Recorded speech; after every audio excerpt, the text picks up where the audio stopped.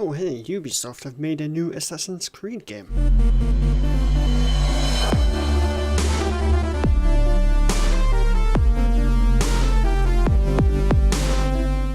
I'm just kidding. I know the developers behind the game are getting pretty annoyed with people saying that it reminds them of Assassin's Creed. But in all honesty, is that really a bad thing? I mean, Assassin's Creed is awesome. If you have features from Assassin's Creed in your game, then you're doing something right.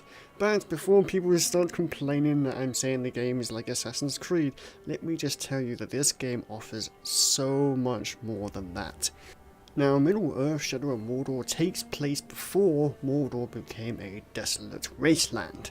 You take on the role of Talion, a ranger who is very much down on his luck, and before he knows it, bestowed with wraith-like abilities, which makes him a formidable foe for anyone who stands in his way. Now, the story of this game supposedly takes place between the events of The Hobbit and The Lord of the Rings. The story is compelling, with mysteries to keep you wondering and wanting to learn more about what exactly happened. Throughout the game you will discover hidden items, which will tell you more about the life of individuals and events that have happened in Mordor's past.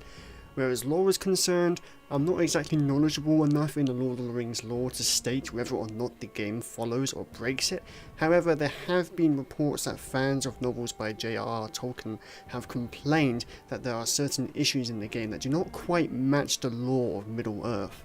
The game provides an open world which gives the player the freedom of choice of what quests, side quests or carnage they wish to unleash on the orcs of Mordor.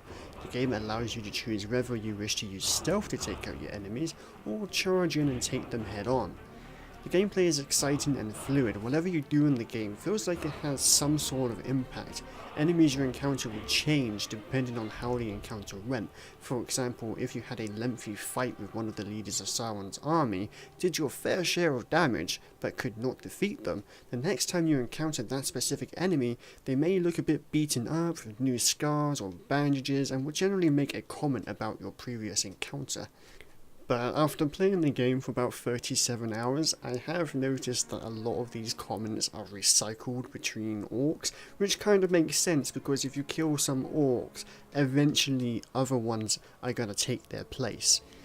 The cinematics in the game are fantastic, they feel smooth and natural, and they do pretty well at explaining what's going on, and they don't really take up too much time, allowing you to get right back into the action.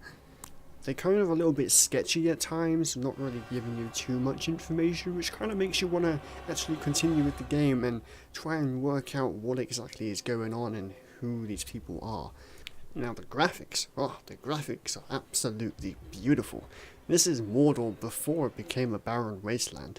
The landscape is scattered with ruins which have been turned into makeshift strongholds by the orcs, and if you're playing the game on the PC, it may require a semi-decent computer, but it is definitely worth it.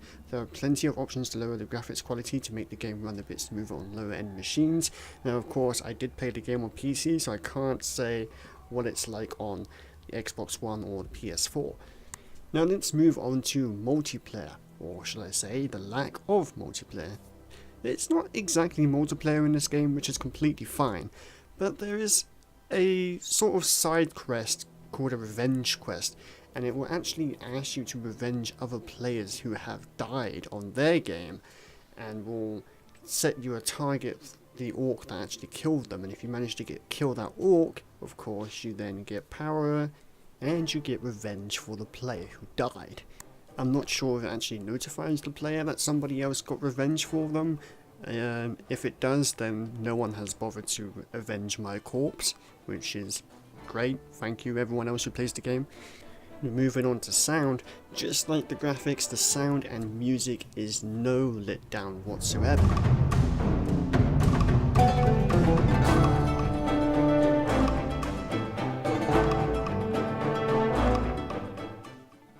Even when the orcs insult you in a British accent, which was kind of weird. Like the dark, do you? Well, I'll make it nice and dark for you permanent like. The music fits in so well that most of the time you won't even notice it's there.